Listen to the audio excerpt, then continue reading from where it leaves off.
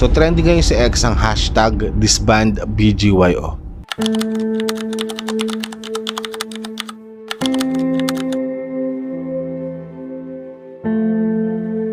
Ito ang samahang BGYO at BINI. At ito naman ang mga toxic na fans. Minsan na nga lang kayo mag-trend sa ganitong way pa. OMG, nakaka-proud. Best boys. Protect Bini, I swear to God, pa may nakita kong post na isang member na magamata, walang pipigil sa BGYO. Silently eating my ice cream while watching this BS boy group's downfall and I'm loving it.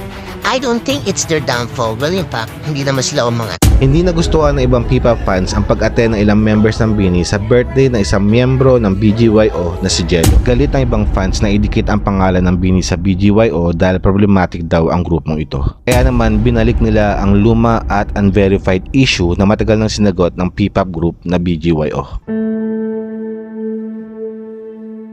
Tanong ko lang, yung mga nag-hashtag na disband BGYO, mga fans ba talaga sila ng BINI?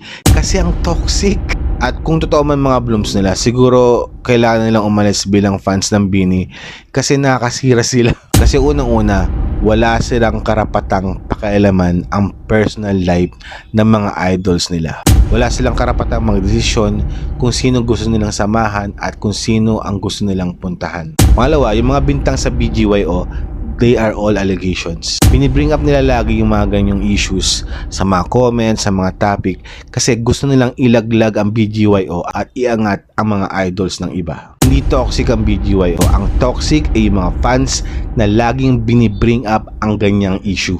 And I'm sure hindi natutuwa yung mga idols nyo sa ginagawa nyo.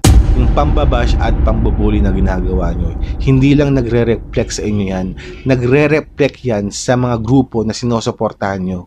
You guys are full of hate, no?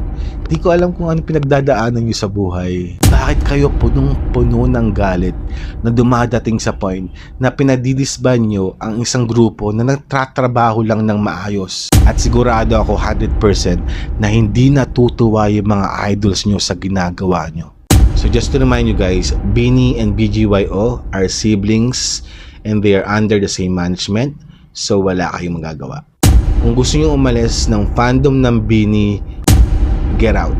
Masyado nang masikip ang grupo dun sa mga taong tulad nyo. At yung mga tickets nyo, ibigay nyo lang sa mga blooms na hindi nakabili ng ticket, okay?